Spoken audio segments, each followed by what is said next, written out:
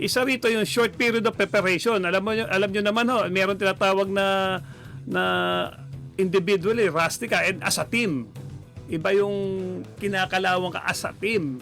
Okay, kaysa yung isa lang, kinakalawang ka parang as a player, di ba? Pag nag-combine tayo, collective, mahirap na ho yan. Okay, and doon na naman napunta yung naka-ano sila kay Justin Brownlee. Nakasampa na naman sila kay Justin Brownlee. Hirap na hirap po yung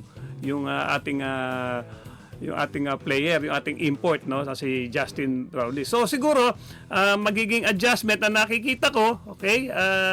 Mas haba nilang preparation at marami pang mga tune-up games para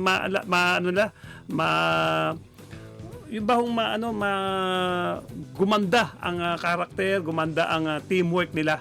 Okay? Especially maglaro sila sa ibang sa preparation, maglaro sila sa ibang countries wherein mayroong mga pressure defense. Okay?